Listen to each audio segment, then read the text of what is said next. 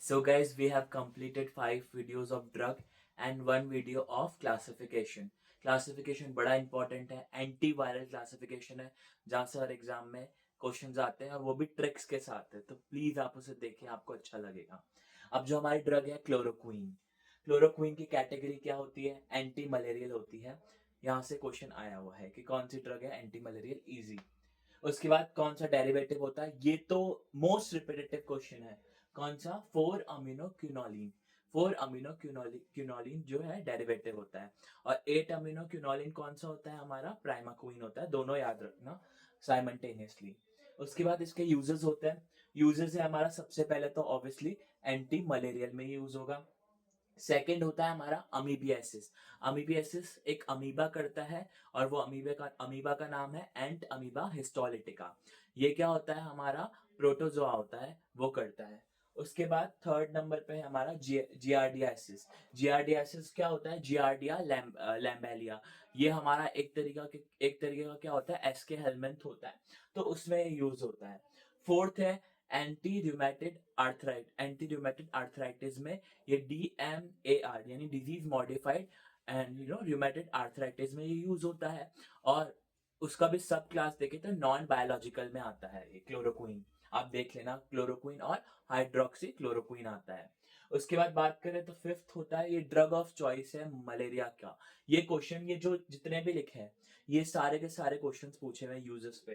तो ये drug of choice है मलेरिया का। प्रेगनेंसी में, ड्यूरिंग प्रेगनेंसी, ये ड्रग ऑफ चॉइस है।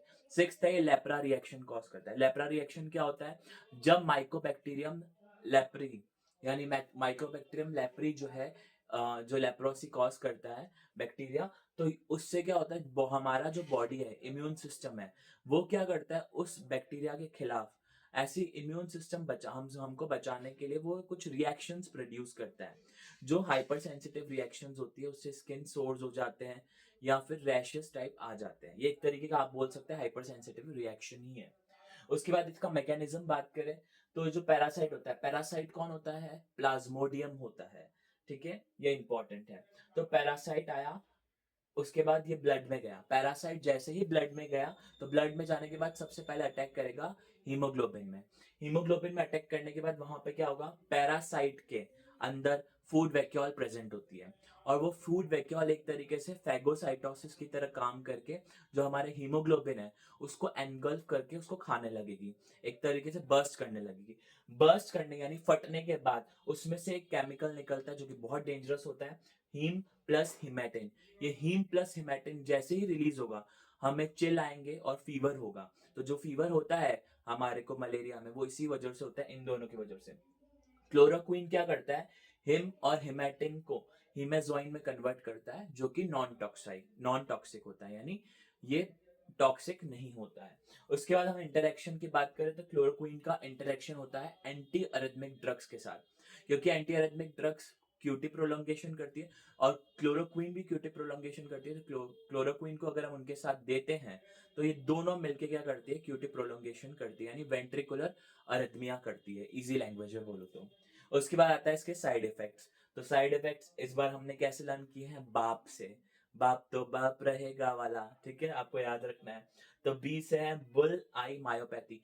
यहीं से एम्स सीआरई में क्वेश्चन पूछा गया था। बहुत बड़े बड़े स्टेटमेंट्स दिए थे कि उसमें हो गई, आई में प्रॉब्लम हो गई, बुल आई हो गई उसकी, रेड कलर की रेड बुल आई थी, मायोपैथी थी। तो बताइए कौन सी ड्रग लेंगे, और क्लोरोक्वीन दे रहे थे उसे, तो कौन सा एग्जामिनेशन करेंगे? तो आप विजुअल एग्जामिनेशन करेंगे, ऐसा पूरा एक बड़ा स्टेटमेंट था। उसके बाद ए से है एलर्जी। एलर्जी यानी हाइपर सेंसिटिविटी रिएक्शंस तो होगी। फिर ए से है अरिथमिया यानी क्यूटी प्रोलॉन्गेशन, ऊपर समझा चुका हूं। पी से है साइकोटिक एपिसोड्स, यानी ये साइकोसिस भी कर देगा लॉन्ग टाइम इफेक्ट पे। नोट क्या है? ये रैपिडली एक्टिंग है, मतलब ये सब जितने भी इरिथ्रोसाइटिक शाइजोनोसाइट्स, सारे स्पीशीज, प्लाज्मोडियम वाइवेक्स, प्लाज्मोडियम मलाई, प्लाज्मोडियम फैल्सिफेरम, इन सब पे इफेक्टिव है। लेकिन कहाँ पे इफेक्टिव नहीं है? Except chloroquine resistance plasmodium falciparum, यहाँ पे ये इफेक्टिव नहीं है। Thank you for watching the video. अगर ये वीडियो आपको अच्छी लगी हो तो please like share and subscribe.